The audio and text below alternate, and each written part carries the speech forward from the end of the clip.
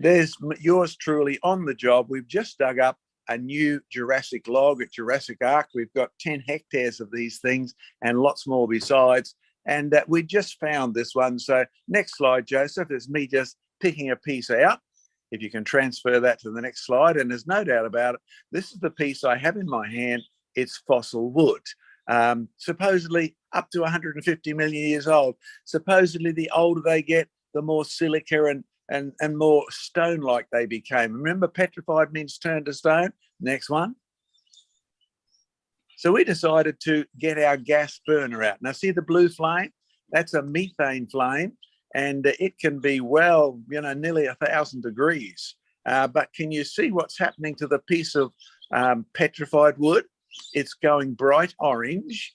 By the way, that doesn't mean it's burning. It means it might be burning, but it's also reached over 700 degrees. It's red hot, and there's a little bit of yellow hot in it as well, 700 or 800 degrees there. So next slide, Joseph.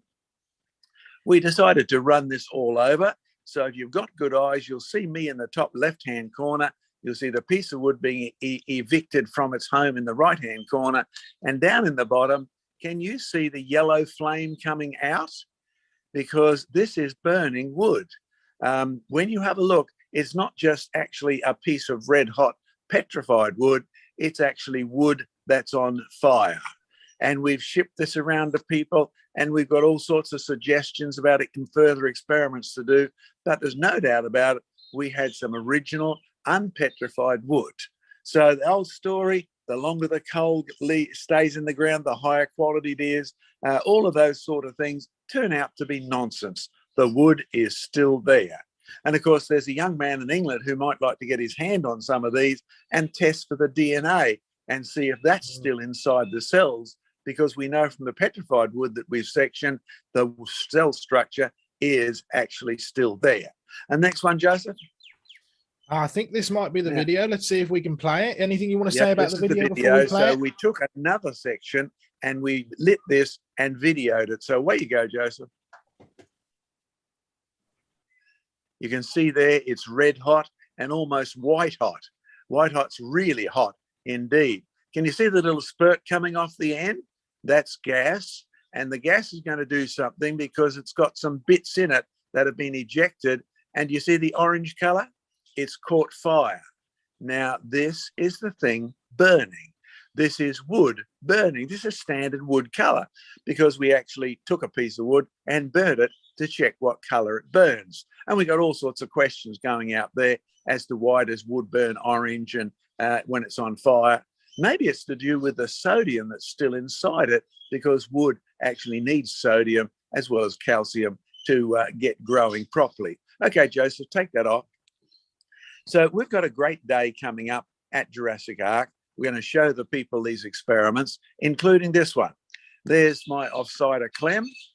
Clem's a highly qualified engineer and one of those who helps us work this Strata machine, which I designed and which several guys built, and we make it work. Now, it's really designed, and Joseph has seen the last version of this, it's designed to make layers. Now, like in the sedimentary layers, because we're all told the layers form slowly, one on top of the other. Next slide, Joseph. Okay, now this is just yesterday in Australia, which is today in England. It's a funny world we live in. Now, do you see the black stuff and the white stuff? Can you see the layers?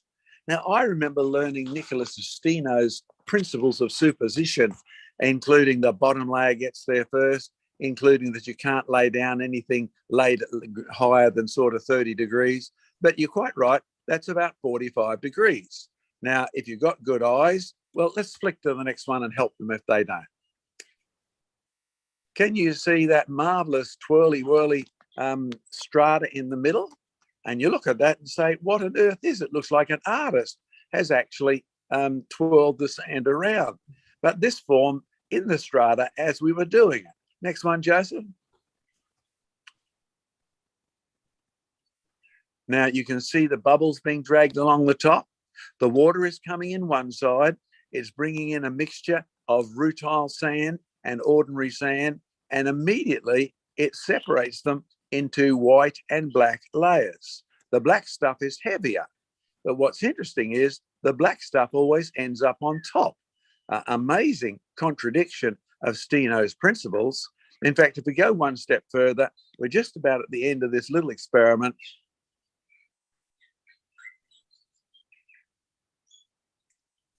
Okay, there we are close up, and you have a look at this one here. Can you see the marvelous twirly whirly thing? Whoops, what happened there, Joseph? Sorry, we went one step too far. There we go. There's the twirly whirly thing.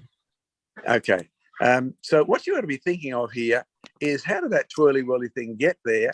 But if you get close up, yeah, there we are. So for those of you who are used to thinking strata form one on top of the other and the bottom layer gets there first, you might be interested in a clue. We discovered that the actual layers in the water, actually some of them can be running backwards while the current is running forward. And what we're looking at here is a buildup as the thing moves backwards. Now, if you see that in the field, you'll scratch your head because it doesn't fit any of Steno's principles. In fact, the majority of Steno's principles turn out to be experimentally wrong.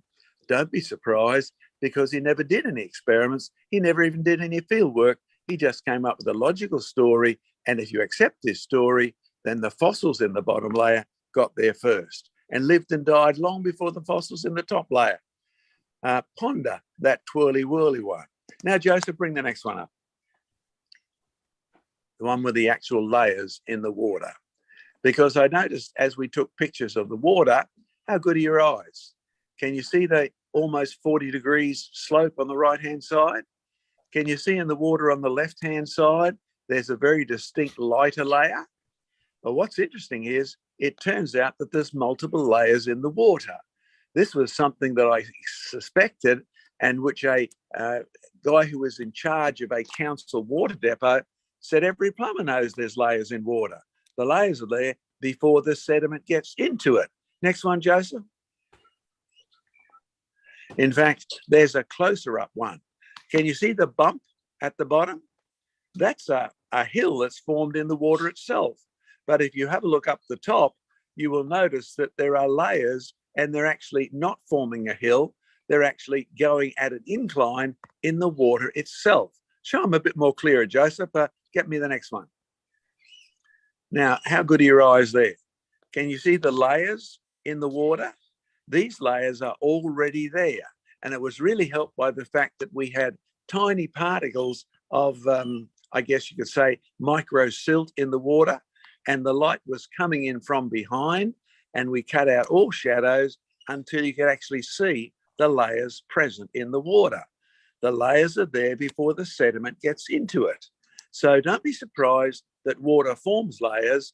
It forms layers because the sediment is actually not making the layers. The sediment is joining the layers that are already there. So the Grand Canyon doesn't need millions of years to form one layer on top of the other. The bottom layer is already there at the same time as the top layer. Bit of a mystery that, but it's the way water works.